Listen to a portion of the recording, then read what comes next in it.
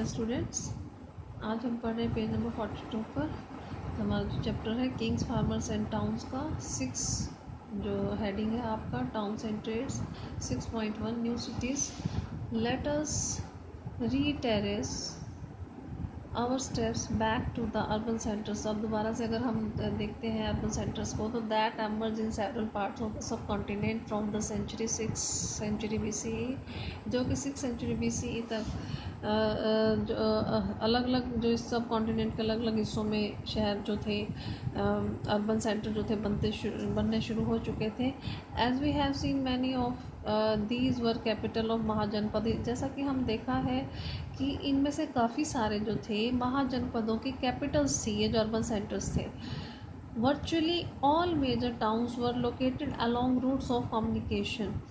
और जितने भी मेजर टाउन्स थे वो जो कम्युनिकेशन के जो रूट्स होते थे वहाँ उनके किनारे पर लोकेट करते थे, जहाँ से कम्युनिकेशन किया जाता था। Such as Pataliputra were on riverine route, जैसे कि पाटलिपुत्र जो था नदी के किनारे जो रास्ता था वहाँ पर था।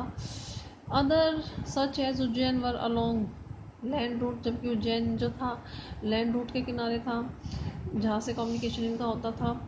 ठीक है, लैंड कम्युनिकेशन जहाँ से किया जाता था। एंड येट अदर, जबकि दूसरे जैसे Puhar were near the coast. Puhar कहाँ पर था? कोस्ट के नज़दीक था। From where sea routes begin, जहाँ पर कि समुद्री रास्ता की शुरुआत होती थी। Many cities like Mathura were bustling centres of commercial, cultural and political activities. अब बहुत सारे शहर, जैसे मथुरा था एक बहुत ही फेमस सा सेंटर था। बहुत सारी मल्टी एक्टिविटीज़ यहाँ पर होती थी, जैसे कमर्शियल, कल्चरल और पॉलिटिकल एक्टिविटी यहीं से ही होती थी। अब है आपका 6.2 urban population, elites and craft persons. Elites होता है जो रिच पीपल्स थे, क्राफ्ट पर्सन जो शिल्पकार थे।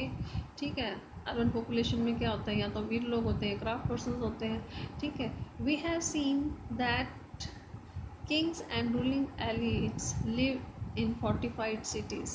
हम क्या देखते हैं कि जो रूलिंग एलिट्स थे वो फोर्टिफाइड सिटीज़ के अंदर रहते थे। किलेबंदी वाली जो दीवार होती थी ना, वहाँ पर रहते थे। Although it is difficult to conduct extensive excavation to most sites. हालांकि इन जो साइट्स की खुदाई करना बहुत ही मुश्किल है, क्योंकि लोग अभी भी वहाँ पर रह रहे हैं, जैसे हड़प्पन सिटीज़ में रह रहे हैं, जहाँ पर कि अब हड़प्पन सिटी की यहाँ पर बात करें, a wide range of artifact have been recovered from them. यहाँ से हड़प्पन सिटी से हमें बहुत सारा सामान जो है वो मिला है। दिस इंक्लूडेड पोट्री बाउल्स मिले हैं, डिशेस मिली हैं, ग्लोसी फिनिश चीज़ें मिली हैं। और इसके बाद नॉर्दर्न ब्लैक पॉलिश्ड वेयर का सामान जो मिला है, probably used by the rich, जो कि रिच लोगों के साथ रिच लोगों के द्वारा यूज़ किया जाता था। और ऑर्नामेंट, टूल्स, वेपन, वेसल्स, फिगराइंस, और ये बहुत सारी अलग अलग चीज़ मटेरियल से बनी हुई चीज़ें मिली हैं, जो कि gold, silver, copper, bronze, ivory, glass, shell, terracotta, इन सब चीज़ों से बनी हुई सामान जो है वो मिला है। Next page number 43। By the 2nd century BCE तक we find short votive inscription in a number of cities। Motive होकर दान वगैरह देने की जो इंस्क्रिप्शंस है ना, वो हमें सिटीज़ में मिली हैं, कुछ संख्या में।